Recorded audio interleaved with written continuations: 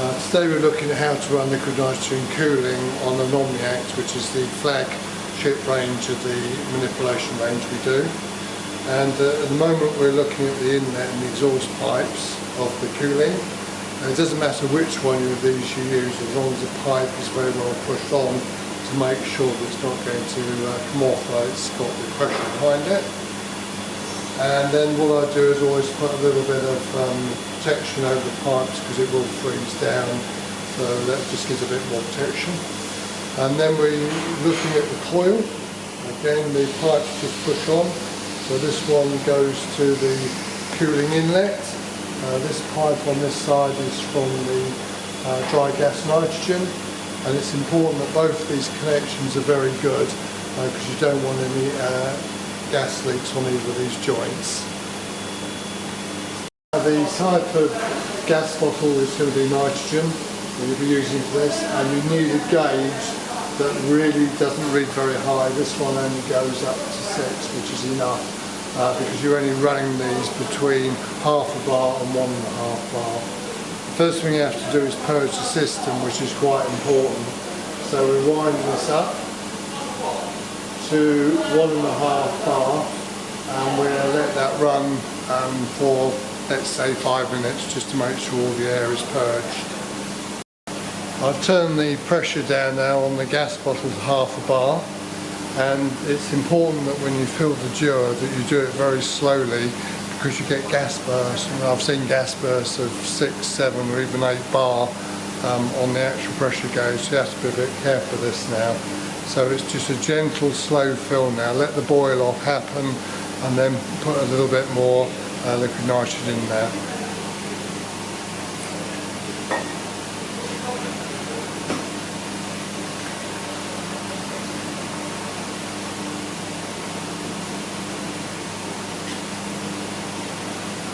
So what I'm doing now, I'm just watching the bottle to check there's no gas bursts.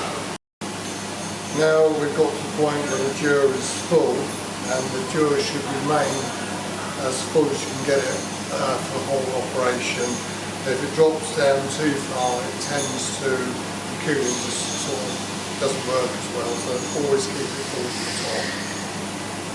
So the cooling's been running for about 3 minutes now, and you can see that this is the temperature on the box, which is falling.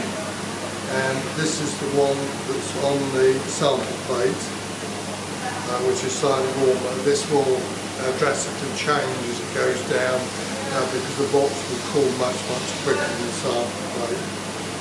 So this is the one that we're interested in at the moment, and the Juror is full, which it needs to remain full during the time that you're doing your testing, and I'm running it now at 1 bar at the moment.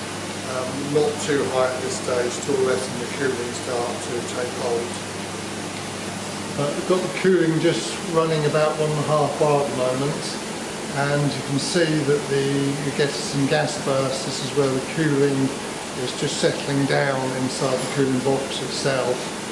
So you will see these. What you don't want, if it starts to run too high, like getting around 3s and 4s of gas burst, you will need to back the pressure off slightly. I usually, if it's too bad, I will go down to 1 bar or even half a bar. So this one's been running for just over 10 minutes now, and we've gone way past the base temperature on this at minus 180.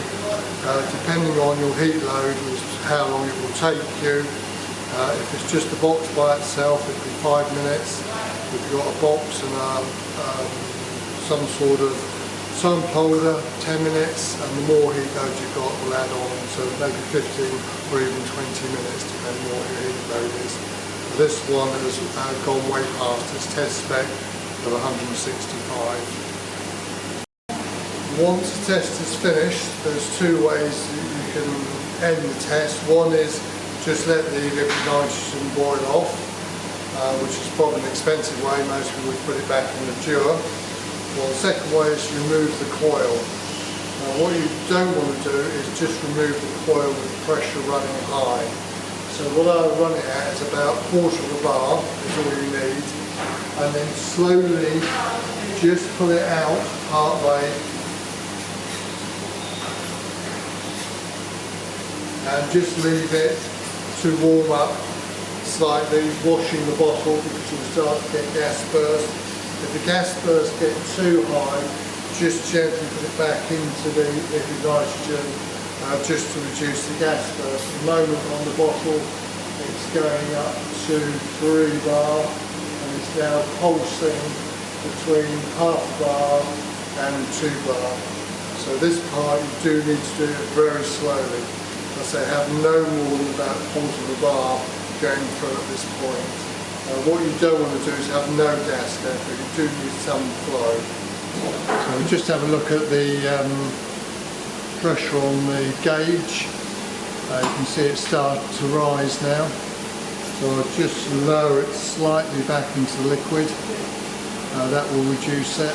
So I'm running just about quarter bar, just over quarter bar through the system. I'm just lifting out again slightly. Just so you can start to see the gas burst now starting to appear.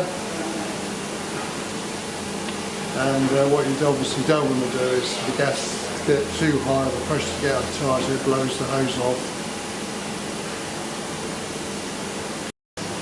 I'm just judging the pressure at the moment, just keeping it just in the liquid. You can see the pipes freezing up now on the outside. It comes further and further out. I think we're just about there, just hold it above the liquid just for a moment.